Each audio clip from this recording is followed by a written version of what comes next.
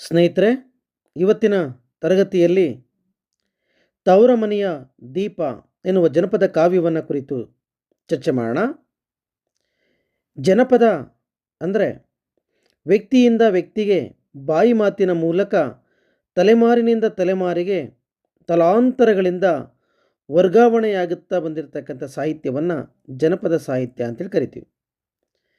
ಇದರಲ್ಲಿ ಜನಪದ ಕತೆ, ಜನಪದ ಕಾವ್ಯ, ಜನಪದ ಪುರಾಣ, ಐತಿಹ್ಯ, ಗಾದೆ, ಒಗಟು ಹೀಗೆ ಅನೇಕ ಪ್ರಕಾರಗಳಿದಾವೆ. ಈ ಜನಪದ ಸಾಹಿತ್ಯ ಪ್ರಕಾರಗಳಲ್ಲಿ ಜನಪದ ಕಾವ್ಯವು ಕೂಡ ಒಂದು. ತವರ ಮನೆಯ ದೀಪ ಒಂದು ಜನಪದ ಗೀತೆ. ತವರೂರಿನ ಮಹಿಮೆ, ಅಲ್ಲಿನ ಸಂಸ್ಕೃತಿ ಮತ್ತು ಆ ಸ್ಥಳದ ಜೀವನ ಶೈಲಿಯನ್ನು ಈ ಗೀತೆಯಲ್ಲಿ ಚಿತ್ರಿಸಲಾಗಿದೆ. ಹಳ್ಳಿಯ ಪ್ರಕೃತಿಯ ಸೌಂದರ್ಯ ಮತ್ತು ಗ್ರಾಮೀಣ ಸಮಾಜದ ಶ್ರೀಮಂತಿಕೆಯನ್ನು ಇಲ್ಲಿ ಚಿತ್ರಿಸಲಾಗಿದೆ. ಆಹಾರ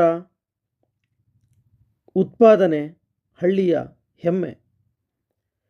ಕೃಷಿಯ ಜೊತೆ ಹಬ್ಬ, ಸಂಭ್ರಮ, ಧಾರ್ಮಿಕತೆಯ ವಿವರಗಳು ಈ ಜನಪದ ಗೀತೆಯಲ್ಲಿ ಕಾಣಿಸ್ಕೊಳ್ಳುತ್ತೆ.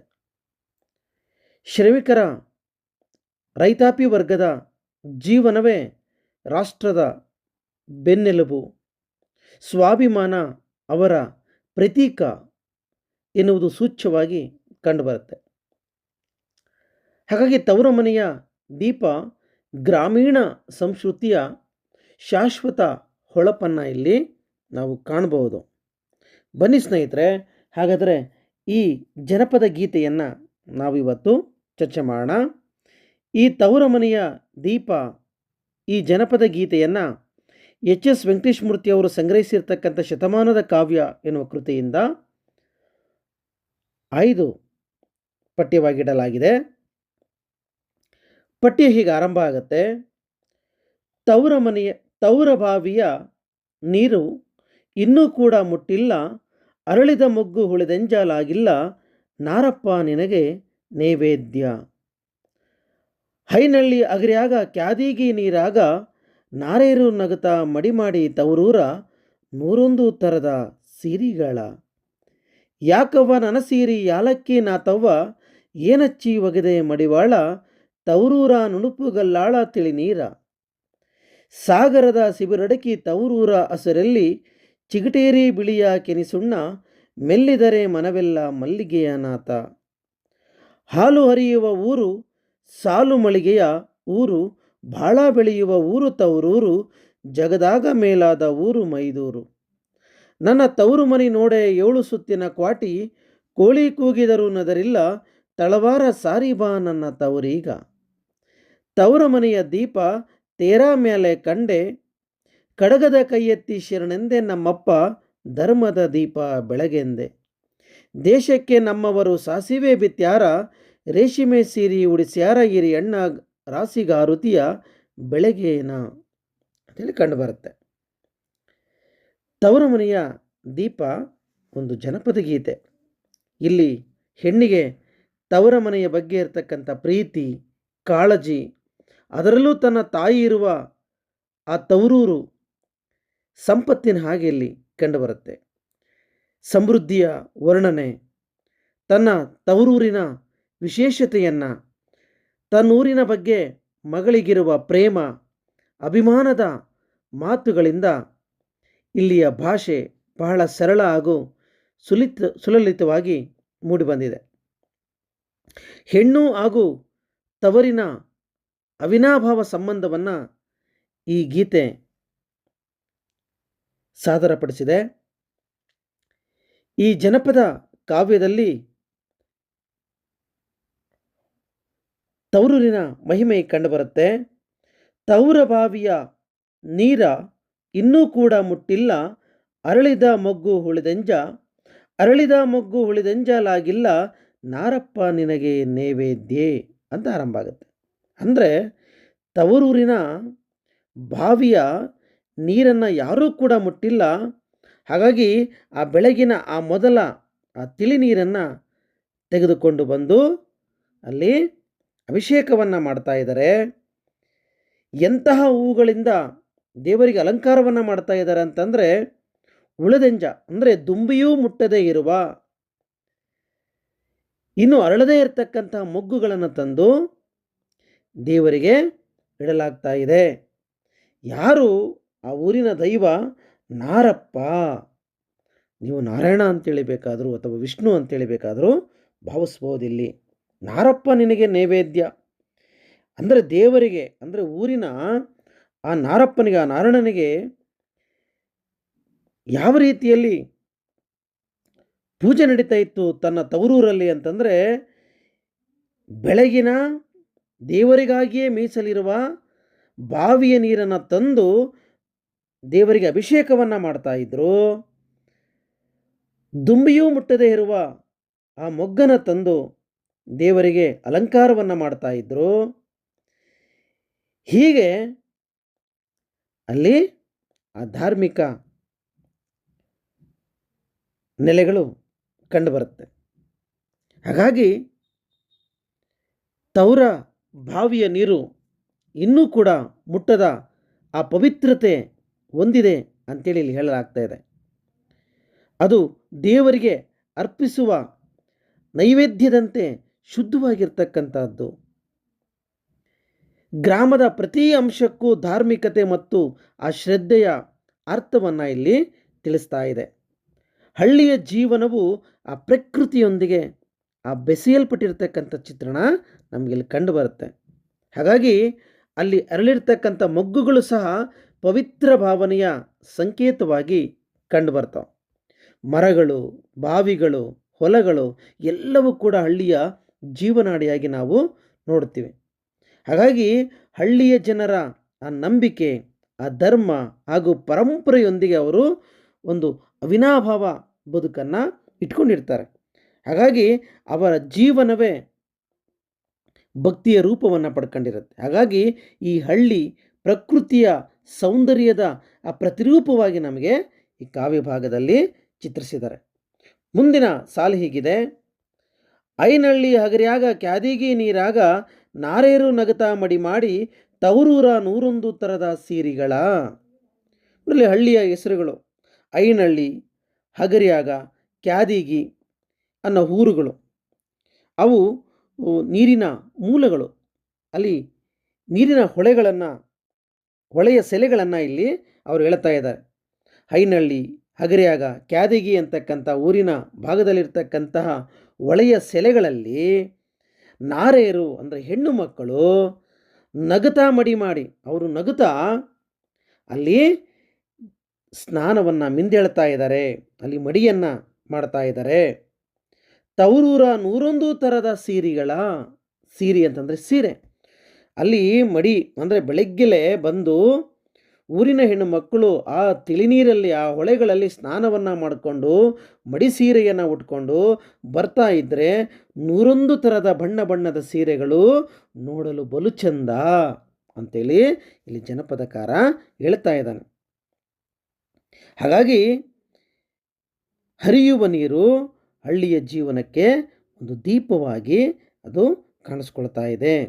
ನೀರಿಗೆ ನಗು, ಆ ಮಿಡಿತವನ್ನು ಕಲ್ಪಿಸಿ ಆ ಜನಪದ ಭಾವನೆಯನ್ನು ಇಲ್ಲಿ ಬೆಸೆಯಲಾಗಿರ್ತಕ್ಕಂಥದ್ದು. ಹಳ್ಳಿಯ 101 ಬಗೆಯ ಸೀರೆಗಳ ಆ ವೈಭವವನ್ನು ಇಲ್ಲಿ ಕವಿ ಹೊಗಳ್ತಾ ಇದ್ದಾನೆ. ಸೀರೆಗಳು ಅಲ್ಲಿ ಕೇವಲ ವಸ್ತ್ರವಾಗಿ ಮಾತ್ರ ಕಾಣಿಸ್ತಾ ಇಲ್ಲ, ಅದು ಸಂಸ್ಕೃತಿ ಮತ್ತು ಗೌರವದ ಪ್ರತೀಕವಾಗಿ ಮಹಿಳೆಯರ ಅಲಂಕಾರ, ಹಬ್ಬಗಳು, ಆ ಸಂಭ್ರಮ ಅದೆಲ್ಲವನ್ನು ಕೂಡ ಈ ಭಾಗ ಪ್ರತಿಬಿಂಬಿಸ್ತದೆ. ಹಾಗಾಗಿ ಹಳ್ಳಿ ಹಬ್ಬಗಳ ಸಡಗರದಲ್ಲಿ ಈ ಸೀರೆಗಳಿಗೆ ವಿಶೇಷವಾಗಿರ್ತಕ್ಕಂಥ ಸ್ಥಾನ ಅಂತಕ್ಕಂಥದ್ದಿದೆ. ಅದು ಗ್ರಾಮೀಣ ಸಮಾಜದ ಶ್ರೀಮಂತಿಕೆಯನ್ನು ಕೂಡ ಅದು ವ್ಯಕ್ತಪಡಿಸುತ್ತೆ. ಜನಪದ ಕಾವ್ಯ ಇದನ್ನು ಬಹಳ ಸುಂದರವಾಗಿ ಹೀಗೆ ಹೊಗಳಿದ್ದಾರೆ. ಮುಂದಿನ ಭಾಗ ಹೀಗಿದೆ: ಯಾಕವ್ವ ನನ್ನ ಸೀರಿ ಯಾಲಕ್ಕಿ ನಾತವ್ವ, ಏನಚ್ಚಿ ಹೊಗೆದೆ ಮಡಿವಾಳ, ತವರೂರ ನುಣುಪುಗಲ್ಲಾಳ ತಿಳಿನೀರ. ಮಡಿವಾಳ, ಅಗಸ, ದೋಬೆ ಅಂತೇಳಿ ಕರಿತೀವಿ. ಅಂದರೆ ಅಲ್ಲಿನ ಜನಸಂಬಂಧಗಳು ತುಂಬ ಪ್ರೀತಿಯಿಂದ ಅದು ಒಂದಕ್ಕೊಂದು ಕೂಡ್ಕೊಂಡಿರ್ತಕ್ಕಂಥದ್ದನ್ನು ಈ ಭಾಗ ಹೇಳ್ತಾ ಇದೆ. ಯಾಕವ್ವ, ಯಾಲಕ್ಕಿ, ನಾತವ್ವ, ಏನಚ್ಚಿ ಎಂದು ಉಲ್ಲೇಖಿಸಿರ್ತಕ್ಕಂತಹ ಈ ವಾಕ್ಯದ ಮೂಲಕ ಬಂಧು ಬಳಗದ ಆ ಪ್ರೀತಿ ಇಲ್ಲಿ ನಮಗೆ ಕಂಡುಬರುತ್ತೆ. ಪ್ರತಿ ಹೆಣ್ಣಿನ ಹೆಸರಿನ ಹಿಂದೆ ಒಂದು ಆಪ್ತ ಸಂಬಂಧದ ಆ ಮಧುರತೆ ಇಲ್ಲಿ ನಮಗೆ ಕಂಡುಬರುತ್ತೆ. ಅವರು ಒಟ್ಟಾಗಿ ಆ ಉಡುಪನ್ನು ಒಗೆದು ಕೆಲಸವನ್ನು ಮಾಡಿ ಬದುಕುವ ಮಹಿಳೆಯರ ಶ್ರಮದೊಂದಿಗೆ ಮನೆಯ ಗೌರವವನ್ನು ಕೂಡ ಕಾಪಾಡ್ತಾ ಇರ್ತಕ್ಕಂಥದ್ದು. ಸಹಕಾರ, ಸಹಾನುಭೂತಿ ಹಾಗೂ ಬಾಂಧವ್ಯವೇ ಹಳ್ಳಿಯ ಜೀವನಾಡಿಯಾಗಿ ನಾವಿಲ್ಲಿ ಗುರುತಿಸ್ತೀವಿ. ಗ್ರಾಮ ಜೀವನದಲ್ಲಿ ಆ ಒಟ್ಟುಗೂಡುವ ಶಕ್ತಿ, ಆ ಏಕತೆಯ ಒಗ್ಗಟ್ಟಿನ ಆ ಮಂತ್ರ ಇಲ್ಲಿ ನಮಗೆ ಕಂಡುಬರುತ್ತೆ. ಹಾಗಾಗಿ ಒಬ್ಬರಿಗೊಬ್ಬರು ನೆರವಿನಿಂದ ಬದುಕುವ ಆ ಜೀವನ, ಆ ಜನಪದ ಭಾವನೆ, ಈ ಬಾಂಧವ್ಯವನ್ನು ಈ ಭಾಗದಲ್ಲಿ ಅಭಿವ್ಯಕ್ತಿಯಾಗಿರ್ತಕ್ಕಂಥದ್ದನ್ನು ನಾವಿಲ್ಲಿ ನೋಡಬಹುದು. ಆ ಊರಿನ ಮಡಿವಾಳ ಒಗೆದುಕೊಡ್ತಕ್ಕಂತಹ ಸೀರೆಗಳು ಯಾಲಕ್ಕಿಯ ವಾಸನೆಯ ಸುಗಂಧವನ್ನು ಬೀರ್ತಾ ಇದೆ. ಅಲ್ಲಿ ಹರಿಯುವ ನೀರು ಆ ನುಣುಪಾದ ಕಲ್ಲಿನ ಮೇಲೆ ತಿಳಿನೀರು ಹರಿತಾ ಇದೆ. ಅಲ್ಲಿ ಒಗೆದುಕೊಡ್ತಕ್ಕಂತಹ ಆ ಸೀರೆಗಳು ಶುದ್ಧವಾಗಿಯೂ ಯಾಲಕ್ಕಿಯ ಸುವಾಸನೆಯನ್ನು ಕೂಡ ಬೀರ್ತಕ್ಕಂಥದ್ದನ್ನು ನಾವಿಲ್ಲಿ ನೋಡ್ಬೋದು. ಮುಂದುವರೆದು, ಸಾಗರದ ಸಿಬರಡಕ್ಕಿ ತವರೂರ ಹಸರಲ್ಲಿ ಚಿಗಟೇರಿಯ ಬಿಳಿಯ ಕೆನಿಸುಣ್ಣ ಮೆಲ್ಲಿದರೆ ಮನವೆಲ್ಲ ಮಲ್ಲಿಗೆಯ ನಾಥ. ಸಾಗರದ ಸಿಬರಡಕ್ಕಿ, ನೀವು ಸಾಗರದ ಕಡೆಗೆ ಆ ಸಿಬರಡಕ್ಕಿಯನ್ನು ಹಾಕ್ತಾರೆ, ತುಂಬ ಪ್ರಾಮುಖ್ಯವನ್ನು ಪಡೆದಿರ್ತಕ್ಕಂಥ ಅಡಿಕೆ. ತವರೂರಲ್ಲಿ ಸಿಗ್ತಕ್ಕಂತಹ ಹಸುರ ವಿಳ್ಯದೆಲೆ, ಚಿಗಟೇರಿಯ ಭಾಗದಲ್ಲಿ ಸಿಗ್ತಕ್ಕಂತಹ ಬಿಳಿಯ ಕೆನಿಸುಣ್ಣ, ಇವು ಮೂರು ಕೂಡ ಸಾಗರದಲ್ಲಿ ಸಿಗುವ ಆ ಸಿಬರ ಅಡಿಕೆ, ತವರೂರಲ್ಲಿ ಸಿಗ್ತಕ್ಕಂತಹ ವೀಳ್ಯದೆಲೆ, ಆ ಚಿಗಟೇರಿಯ ಬಿಳಿಯ ಕೆನಿಸುಣ್ಣವನ್ನು ಎಲ್ಲವನ್ನು ಸೇರಿಸಿ ಮೆಲ್ಲಿದರೆ, ಸೇವಿಸಿದರೆ ಮನಸ್ಸು ಅಂತಕ್ಕಂಥದ್ದು ಮಲ್ಲಿಗೆಯ ಹಾಗೆ ಸುವಾಸನೆ ಅಂತಕ್ಕಂಥದ್ದನ್ನು ಅದು ಬೀರುತ್ತೆ ಅಂತೇಳಿ ಹೇಳ್ತಾರೆ. ಅಂದರೆ ಮನಸ್ಸು ಅಂತಕ್ಕಂಥದ್ದು ಆಹ್ಲಾದಮಯವಾಗಿ ಮಲ್ಲಿಗೆಯಂತೆ ಸುವಾಸನೆ ಭರಿತವಾಗುತ್ತೆ ಅನ್ನೋದನ್ನು ಕವಿ ಇಲ್ಲಿ ಹೇಳ್ತಾನೆ. ಹಾಗಾಗಿ ತವರೂರಿನ ಆ ಹಸಿರು ಹೊಲಗಳು ಆ ಜೀವಂತಿಕೆಯನ್ನು ತರ್ತವೆ. ಅಲ್ಲಿ ಬೆಳೆದಿರ್ತಕ್ಕಂಥ ಧಾನ್ಯ ಬೆಳೆ ಜೀವಕ್ಕೆ ಆಹಾರವಾಗುತ್ತೆ. ಆ ಬಿಳಿಯ ಆ ಕೆನಿ ಮಲ್ಲಿಗೆಯ ಹಾಗೆ ಸುವಾಸನೆಯನ್ನು ಬೀರುತ್ತೆ. ಹಾಗಾಗಿ ಇಡೀ ಈ ಜನಪದ ಗೀತೆ ಹಳ್ಳಿಯ ಜನರ ಬದುಕಿನ ಶ್ರೀಮಂತಿಕೆಯನ್ನು ಕೂಡ ಹೇಳುತ್ತೆ. ನೀನು ದೊಡ್ಡ ಬಂಗಲೆಯಲ್ಲಿ ಬದುಕೋದು ಶ್ರೀಮಂತಿಕೆಯಲ್ಲ, ಎಲ್ಲರ ಒಡನಾಟದಲ್ಲಿ, ಬಾಂಧವ್ಯದಲ್ಲಿ, ಆ ಪ್ರೀತಿಯ ಸೆಲೆಯಲ್ಲಿ ಬದುಕೋದು ಬಹಳ ದೊಡ್ಡದು. ನಾವು ತಿನ್ನುವ ಆಹಾರ ಬರೀ ಹೊಟ್ಟೆ ತುಂಬಿದ್ರೆ ಸಾಲದು, ಮನಸ್ಸಿಗೆ ಅದು ಸಂತಸವನ್ನು, ನೆಮ್ಮದಿಯನ್ನು ತರಬೇಕು.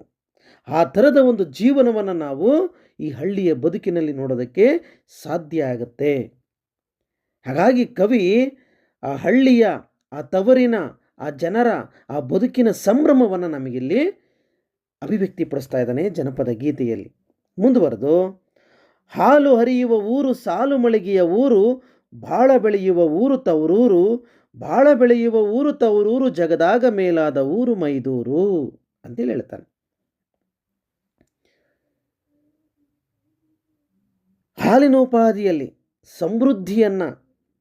ಸಮೃದ್ಧಿಯಿಂದ ಕುಡಿರ್ತಕ್ಕಂತಹ ಊರು ಅಂತೇಳಿ ಕವಿ ಇಲ್ಲಿ ಹೊಗಳ್ತಾ ಇದ್ದಾನೆ.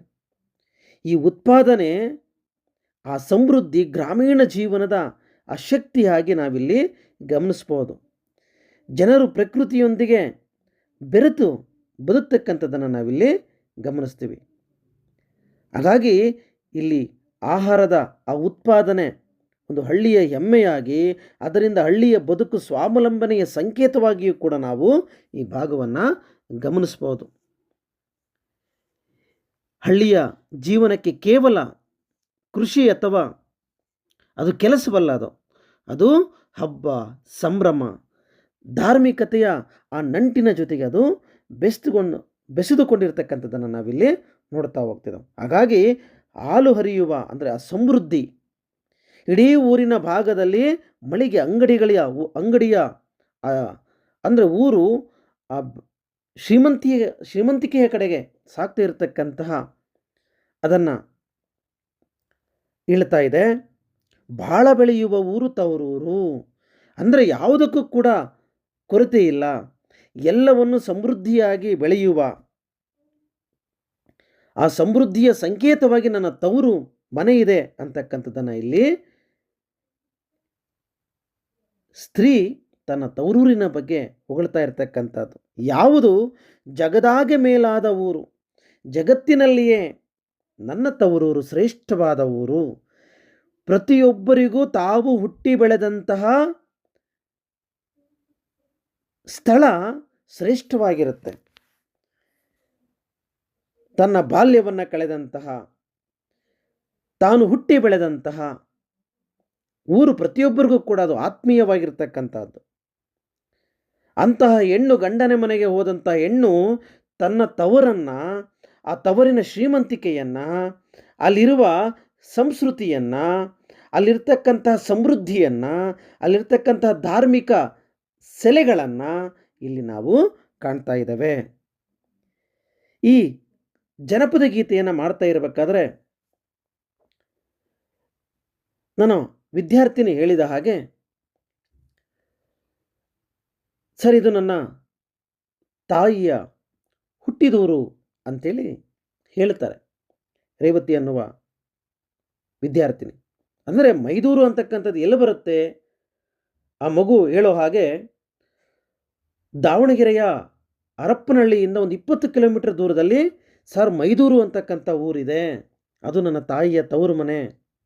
ಅಲ್ಲೇ ಒಂದು 4-5 ಕಿಲೋಮೀಟರ್ ದೂರದಲ್ಲಿ ಚಿಗಟೇರಿ ಊರಿದೆ.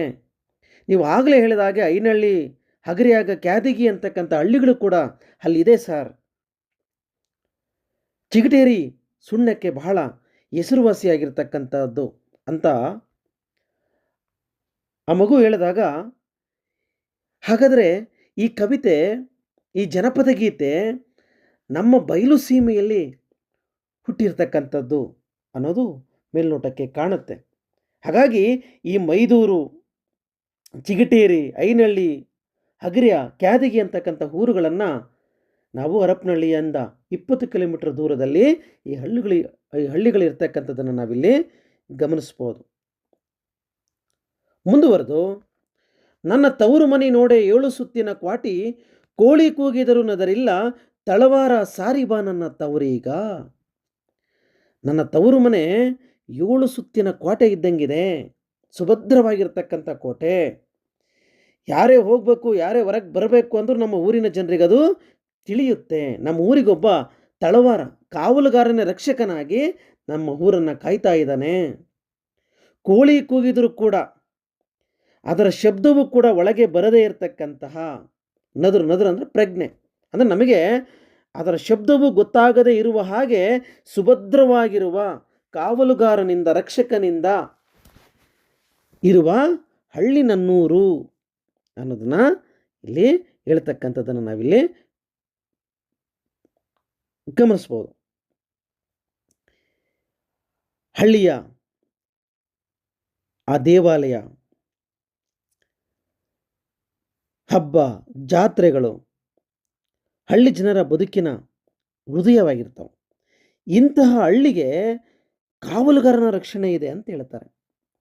ಅಂದರೆ ಧಾರ್ಮಿಕತೆ ಪ್ರತಿಯೊಂದು ಮನೆಯಲ್ಲೂ ಕೂಡ ಬೆಳಗ್ತಾ ಇರ್ತಕ್ಕಂಥದ್ದು. ಅವರು ತಮ್ಮ ಆ ಧರ್ಮವನ್ನು ಗಟ್ಟಿಯಾಗಿ ನಂಬತಕ್ಕಂಥದ್ದು. ಅಲ್ಲಿನ ನಂಬಿಕೆ ಹಾಗೂ ಶ್ರದ್ಧೆ ಹಳ್ಳಿಯ ಆ ಬದುಕಿನಲ್ಲಿ ಆ ಧಾರ್ಮಿಕ ದೀಪ ಪ್ರತಿಯೊಂದು ಮನೆಯಲ್ಲಿ ಉಳಿಯತಕ್ಕಂಥದ್ದನ್ನು, ಅದು ಹಳ್ಳಿಯ ಆ ಜೀವನವನ್ನು ಸಮೃದ್ಧಿಗೊಳಿಸಿರ್ತಕ್ಕಂಥದ್ದನ್ನು ಇಲ್ಲಿ ಕವಿ ಸೂಚ್ಯವಾಗಿ ಹೇಳ್ತಾ ಇರ್ತಕ್ಕಂಥದ್ದನ್ನು ನಾವಿಲ್ಲಿ ಗಮನಿಸ್ಬೋದು. ತವರು ಮನೆಯ ದೀಪ ತೇರ ಮೇಲೆ ಕಂಡೆ, ಕಡಗದ ಕೈ ಎತ್ತಿ ಶರಣೆಂದೆ, ಕಡಗದ ಕೈ ಎತ್ತಿ ಶರಣೆಂದೆ ನಮ್ಮಪ್ಪ ಧರ್ಮದ ದೀಪ ಬೆಳಗೆಂದೆ. ನೋಡು, ತವರ ಮನೆಯ ದೀಪ ಎಂಬುದೇ ಕಾವ್ಯದ ಹೃದಯವಾಗಿ ನಾವಿಲ್ಲಿ ಗಮನಿಸ್ತೀವಿ. ಹಳ್ಳಿ ಮನೆಯ ದೀಪವೇ ಪವಿತ್ರತೆ ಮತ್ತು ಶ್ರದ್ಧೆಯ ಸಂಕೇತವಾಗಿ ಕಂಡುಬರುತ್ತೆ. ಅಂದರೆ ರಥದ ಮೇಲೆ ದೀಪ ಬೆಳಗುವುದು ಧರ್ಮದ ಬೆಳಕನ್ನು ಹರಡತಕ್ಕಂಥದ್ದು. ಕಡಗದ ಕೈ ಎತ್ತಿ ಶರಣಾಗಿ ದೇವರನ್ನು ಸ್ಮರಿಸ್ತಕ್ಕಂಥದ್ದನ್ನು ನಾವಿಲ್ಲಿ ಕಾಣ್ತೀವಿ.